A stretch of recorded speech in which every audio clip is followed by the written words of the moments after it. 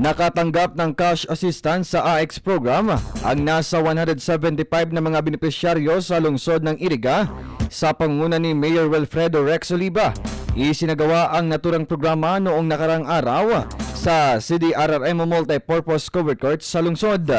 Ang inisyatiba na ito ay bahagi ng programang Assistance to Individuals in Crisis Situation or AX na naglalayong magbigay ng pinansyal na suporta para sa mga gastusin sa medikal at pangangailangan ng isang individual upang mga tulong na maibsan ang kahirapan na pasakit sa buhay ng ilang mga may hirap na pamilya. Samantala, labis naman ang pasasalamat ng mga benepisyaryo sa naturang programa maging sa alkalde ng lungsod ng Iriga na naging tulayan niya para makatulong sa kanilang pamilya.